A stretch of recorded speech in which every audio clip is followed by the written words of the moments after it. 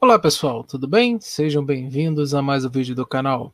Hoje chegou o dia do tão esperado vídeo sobre o grande mínimo solar e suas implicações com o clima. Exatamente, né? Vou falar bastante sobre o grande mínimo solar e as suas implicações sobre o clima do nosso planeta. E para isso, né, eu fiz aquela apresentaçãozinha básica, né, que toda vez rola aqui no canal, mas desse daí tem dados, tem algumas teorias, algumas coisas que nós vamos falar, tá? Mas eu vou tentar abordar de forma bem simples, para ficar de uma forma bem fácil de ser entendida, tá certo? Então, é isso aí. Se você tem interesse, fique no vídeo. Mas antes, não deixa de largar o dedo no like aí. Não deixa de, no final do vídeo, deixar seu comentário. Também compartilhar bastante esse vídeo. Tem um link na descrição que ajuda o canal. Sem mais delongas, vamos lá. Bom, vamos começar a apresentação. O Sol. O Sol é quem manda nessa bagaça aqui, tá? O Sol é quem manda no nosso planeta. Essa aqui tá aquela foto que eu gosto de usar, né? Do Sol quando tem manchas solares, tal, na atividade. Nós estamos num período de mínimo, né? E um grande mínimo solar, um mínimo bem pronunciado, com 75% dos dias do ano, né, sem manchas solares, tá? Então simplesmente, né, o nosso Sol está bem quietinho, tá? E se quer saber o que é mancha solar, eu fiz um vídeo falando sobre isso aqui no canal. Bom, primeira coisa que nós temos que saber é que o nosso Sol ele passa por ciclos em sua longa e ainda assim mediana vida. E esses ciclos podem variar de alguns anos a milhares de anos. Né? Os mais conhecidos são. Existem mais ciclos, tá? Mas vamos falar somente desses quatro aqui por enquanto. Tá? O ciclo solar de Schwabe, né? Aquele ciclo que varia aproximadamente de 11 anos, alternando entre máximos e mínimos de manchas solares. Né? Então, esses dois ciclos juntos, né, o 22 anos e o ciclo de Halley. Ciclo de Gleisberg, né,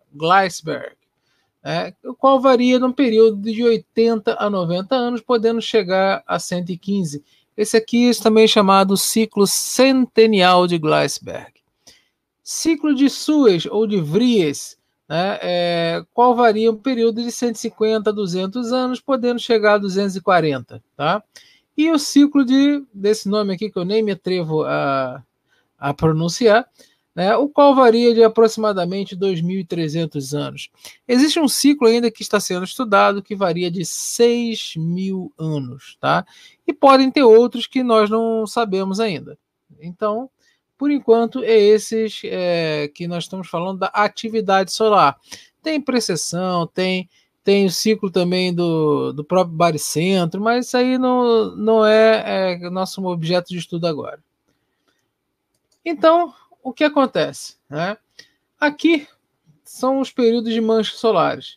Tá? E esse último período aqui, que é o nosso período atual, tá? Onde nós tivemos a maior alta solar dos últimos 4.000 anos, tá? Esse período nós tivemos a maior atividade solar dos últimos 4.000 anos, e nós percebemos que sempre no início de cada século, tá? No iniciozinho de cada século, você tem uma atividade mais reduzida. Aqui foi um período muito especial, que foi o mínimo de Maunder, né? Depois a gente vai falar sobre ele, mas sempre tem esse período, né, do início de cada século de atividade solar reduzida. Aqui acontece que o próprio ciclo, quando você tem ciclo de máximo, ciclo de mínimo, né, máximo e mínimo, mais ou menos de 11 anos para cima e para baixo, né, esse é o ciclo que nós falamos lá, o ciclo de Schwabe. Agora, nesse períodozinho aqui, tá, onde nós temos esse máximo mínimo, você tem o ciclo de Gleisberg, onde o mínimo dele ele coincide, né, com esse daqui, com esse período, que ele potencializa o mínimo do ciclo de Schwabe, o ciclo de 11 anos, e o máximo do Gleisberg também potencializa o máximo do ciclo, né, das manchas, o ciclo de 11 anos. Tá? Então, quando alguns ciclos se cruzam, eles se potencializam. Tá? Bom, aqui agora, tá? Eu vou falar sobre um prognóstico, né, do Sol para alguns anos à frente. Tá? Então, atualmente, esse prognóstico ele foi lançado em 2013 e tem sido constantemente atualizado. Tá? Então, atualmente, tá, esse prognóstico aqui ele acertou até 2013, tá? Quando foi feito. Aqui são as medições, então aqui estava passando por um período de alta do ciclo, e depois o prognóstico falava que ele teria que baixar, teria que vir um ciclo para baixo. Né? E foi exatamente o que aconteceu. Tá? E depois ele foi preenchido, nós tivemos aqui um períodozinho de alta, tal, mas dentro um grau de acerto bastante interessante. Né? Nós estamos atualmente aqui quase virando para 2020, tá? Onde prevê que entre 2024, 23 e 24, esse novo ciclo siga um ciclo de máxima. Só que ele será um ciclo bem mais fraco do que o anterior. Tá? O ciclo 24, aqui é o ciclo 25, e nós teremos alguns ciclos seguidos, né, de mínimo, tá? O que pode provocar, né, um grande mínimo solar. Tá? Isso, né, que nós estamos prevendo é um grande mínimo solar, que pode durar até lá meados de 2050, um pouquinho aqui. A partir daqui, ele já começa a tendência a ganhar um pouco, mas também não será, segundo os prognósticos, algo muito forte. Tá? Ele ainda vai ficar silencioso durante um tempinho, tá certo? Então, vamos ver como é que vai se comportar. O certo é que o ciclo 25 e 26, né, eles serão um ciclo de mínimos. Quando isso acontece, existe uma violação da chamada lei de Go, tá? Onde quando dois ciclos de mínimos são seguidos, tá? O segundo, no caso aqui, tá? O 24 já foi um ciclo partindo para o mínimo, o 25 vai ser um ciclo de mínimo menor ainda, e o 26 vai ser um ciclo de mínimo menor ainda. Tá? Então, quando dois ciclos de mínimos vêm juntos, o segundo é sempre mais fraco. Tá certo? Então, é uma lei chamada lei de Go, que na astrofísica nós falamos isso. Agora, uma das coisas que acontece com o mínimo solar é simplesmente esse aumento da quantidade de raios cósmicos. Tá? Então, nós podemos ver o seguinte, que aqui em 1985, pouquinho, tinha um ciclo de mínimo. Então, você teve um aumento na quantidade de raios cósmicos. Depois teve um máximo pronunciado e teve o quê? Um decréscimo na quantidade de raios cósmicos. Depois, o mínimo. Depois, um aumento nos raios cósmicos. Um máximo, um decréscimo. Um mínimo, um aumento. Um máximo, um decréscimo. E agora, né, nós estamos nessa posição aqui, tá? E nós estamos para bater o recorde aqui, o recorde de 2008, 2009, tá? Da quantidade de raios cósmicos. Falta pouco, tá? Então, a quantidade de raios cósmicos aumentou muito, muito, muito na nossa atmosfera, entrando na nossa atmosfera, o que faz com que aconteça um aumento na cobertura de nuvens. Vocês podem ver o seguinte, que aqui nós temos a temperatura lá subindo. Temperatura subindo e cobertura de nuvens descendo. Eles estão intimamente ligados. As nuvens, elas são um dos grandes controladores do clima. Faz parte do albedo planetário, da reflexividade. Então, o que isso acontece? Acontece que menos nuvens, mais radiação, radiação solar vai entrar na superfície, ou seja, vai aquecer mais o planeta. Então, isso aqui aconteceu durante esse ciclo aqui, ó, um ciclo de máxima. E logo depois, onde aqui, ó, as temperaturas se estabilizaram um pouco, tá? Também houve uma estabilização da quantidade de nuvens. Lógico que teve esses dois pontos aqui fora da curva, que foram dois grandes El Ninhos, em 1998 e 2015, 2016. Tá? Então, até aí, tudo bem, segue o barco. Aqui eu tenho um pico para cima de quantidade de nuvem, aqui eu tenho um pico para baixo, que é de temperatura. Então, vocês podem ver que esses gráficos aqui eles coincidem bem. Né? há uma descendente na quantidade de nuvens, há um aumento na temperatura. Tá certo? Então, isso daí está intimamente ligado a um ciclo solar. Por quê? Quanto maior a quantidade de raios cósmicos, maior a quantidade de nuvens, formam núcleos de condensação. Agora, uma outra coisa que acontece foi esse estudo aí, né, pelo professor Molnar, que ele é ex-IPCC, e publicou esse estudo falando que durante o mínimo solar, né, de Spore, Mulder e Dalton, a taxa de rotação da Terra foi acelerada. O fluxo principal da corrente do Golfo foi direcionado para latitudes menores e as águas do Ártico penetraram mais no Atlântico Norte. Ou seja, né, no novo grande mínimo solar, as condições devem ser semelhantes. Muito provavelmente veremos a mesma ocorrência. Tá? Então, o que acontece? Quando a rotação diminui, as águas mais frias vindo do polo, né, elas perdem força. Então, você tem esse aumento da corrente que sobe. Agora, quando a rotação, né, essa taxa de rotação, ela se acelera, acontece o processo inverso.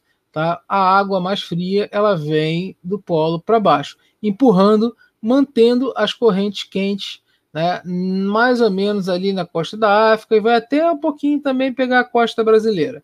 Tá?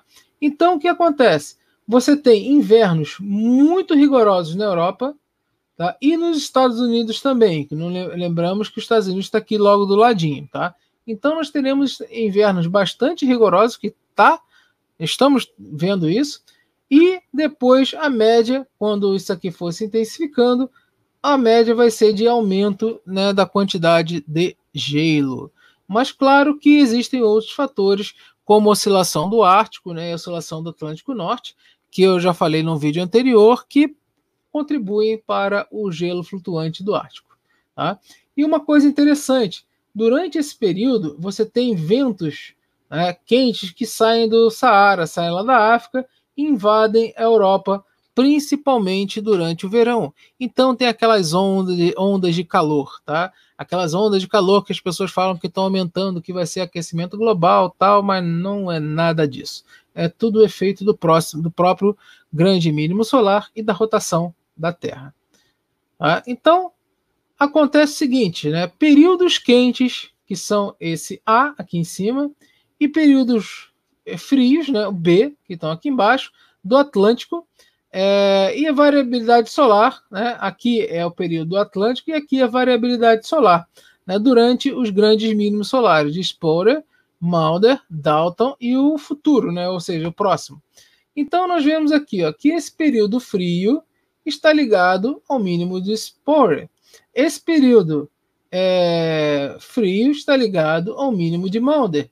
Esse período frio está ligado ao Dalton e o próximo, né, aqui tivemos dois períodos quentes, né, no Atlântico Norte, com dois picos aqui, né, onde foi justamente, né, dois picos seguidos, que foi justamente o maior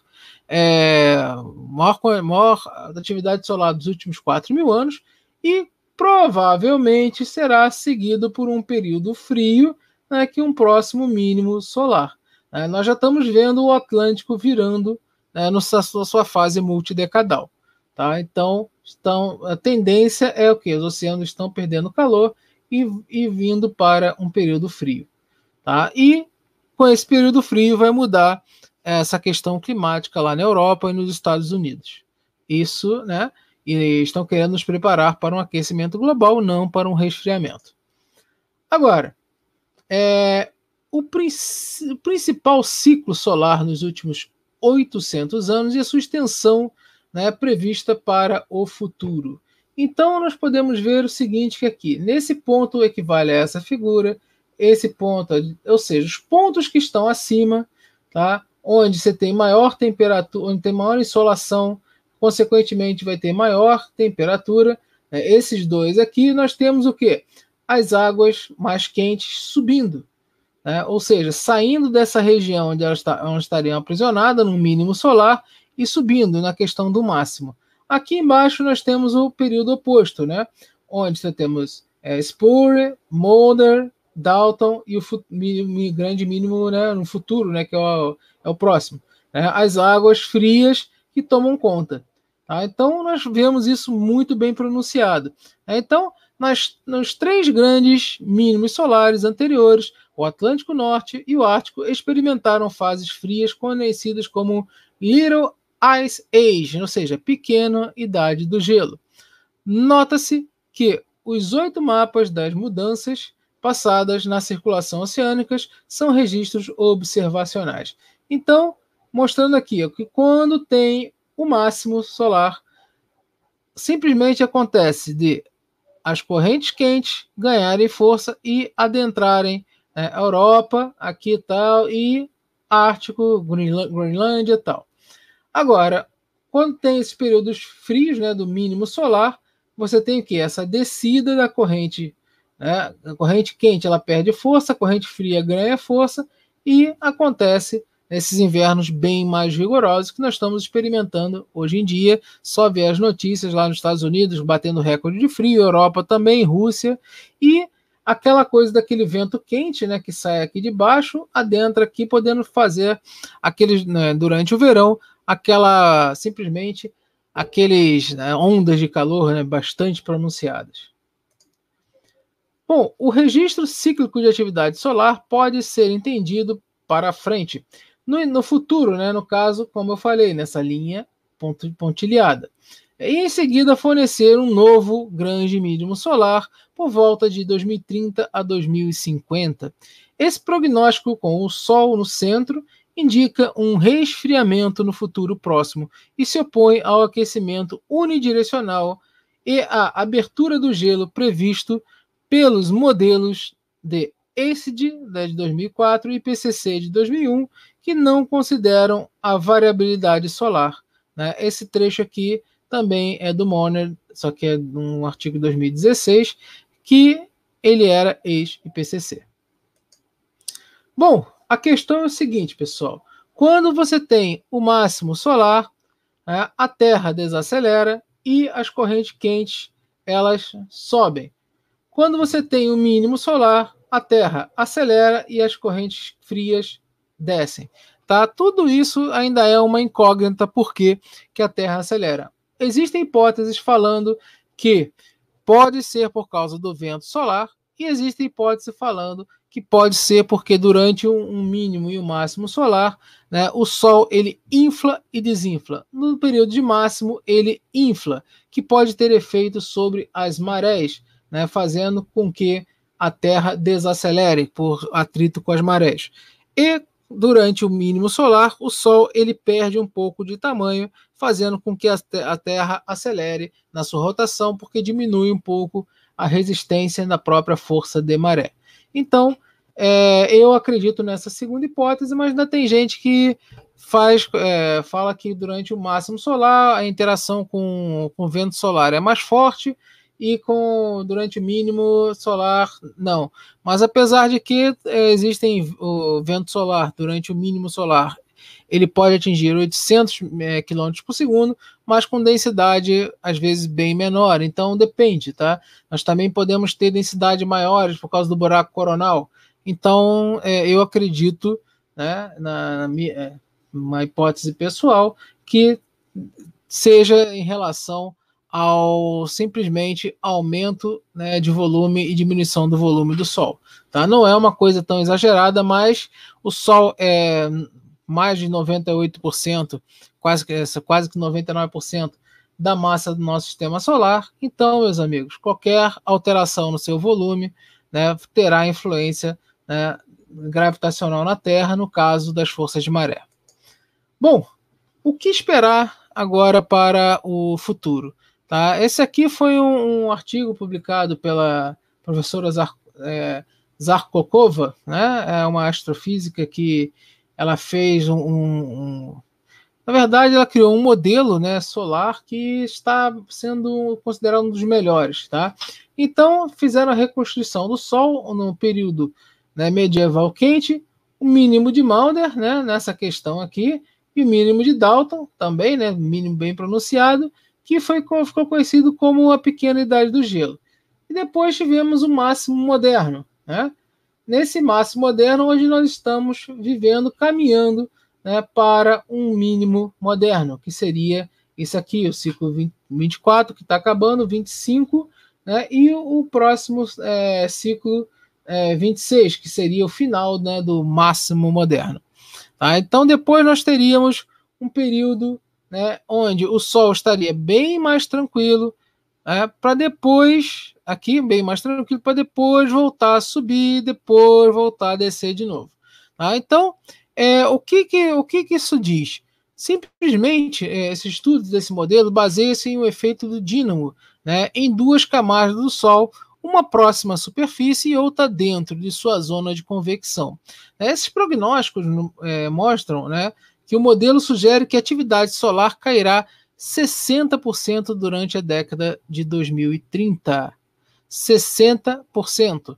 Né? Para as condições vistas pela última vez durante essa, entre aspas, mini era glacial que começou em 1645, aqui para cá, né, o mínimo de Maunder. Então, esses resultados, o que eles fazem? Apresentados, né, foi apresentado no Encontro Nacional de Astronomia de Languedoc, pela professora Valentina Zarkova, e seus colegas, né, que derivaram, né, o seu modelo usando técnicas chamadas análises, né, de componentes principais, chamados observação do campo magnético do Sol. Tá?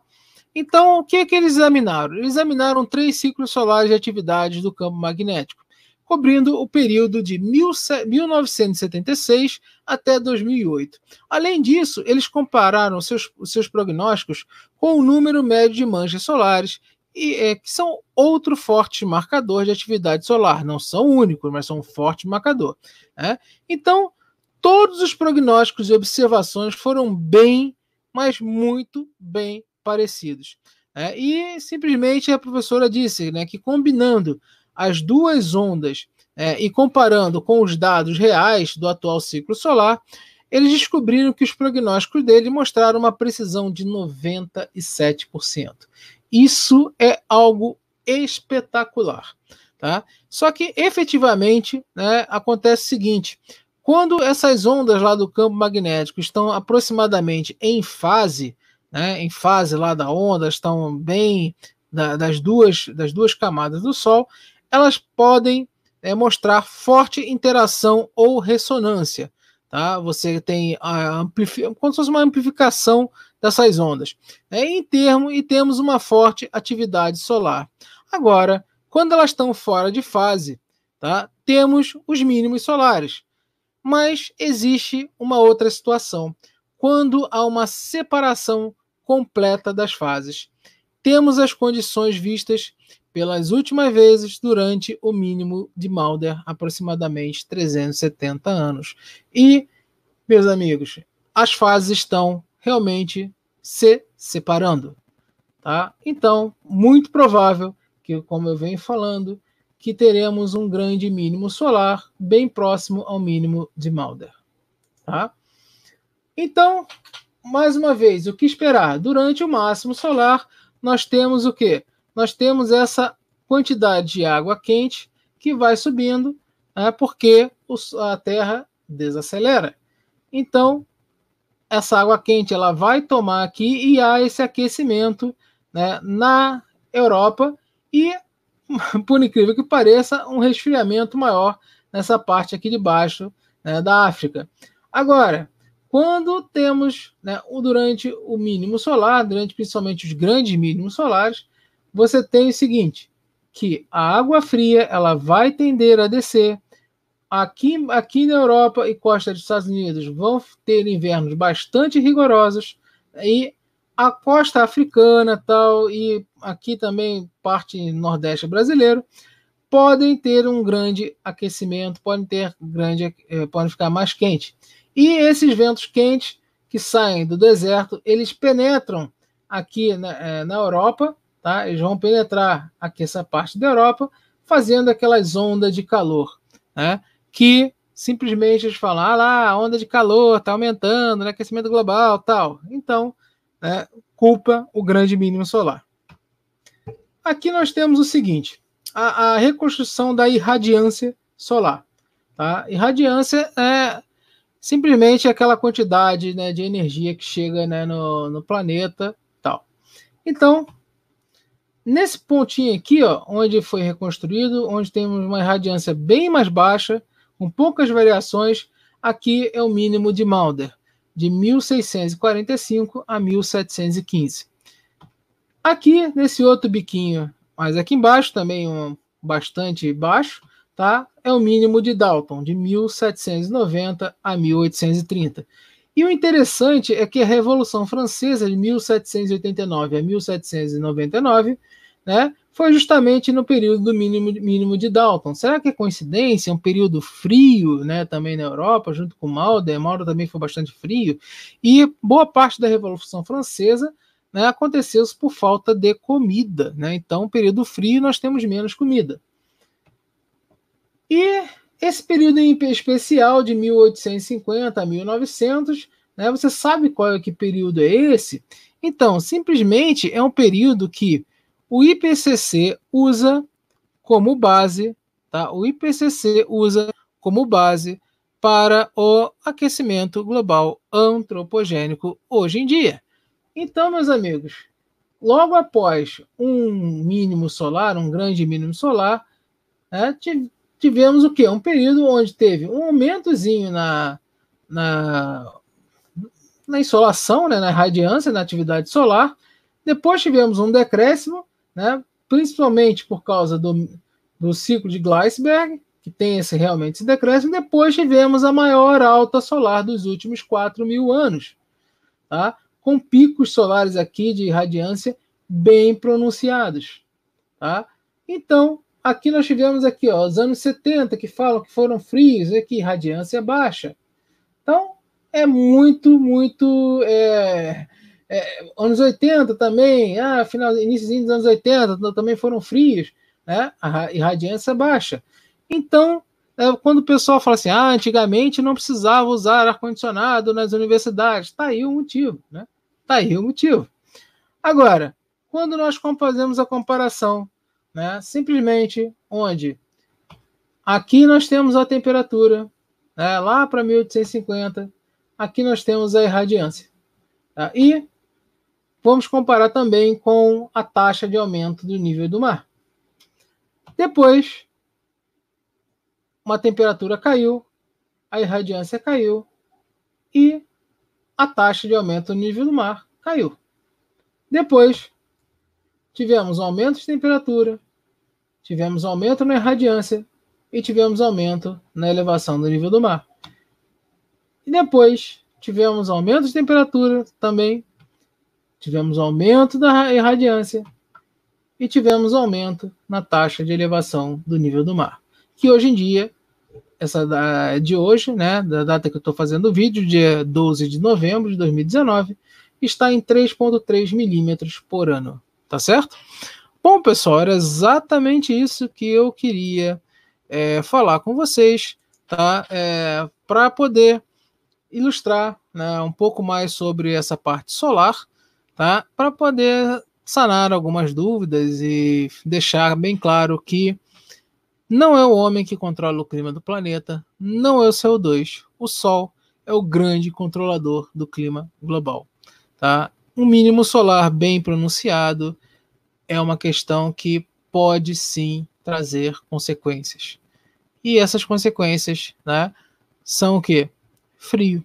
E durante o frio, né, durante períodos mais frios, nós podemos ter problemas com comida, com agricultura, principalmente no hemisfério norte. Tá certo? É isso aí, pessoal. Muito obrigado a todos, né, que me assistiram até agora, tiveram a paciência. Não deixa de se inscrever no canal, não deixa de deixar seu like aí no vídeo, se você gostou. Se ficou até agora é porque gostou, né? Então deixe seu like, deixe seu recadinho. Muito obrigado. Link na descrição do canal para quem puder ajudar. Aquele abraço.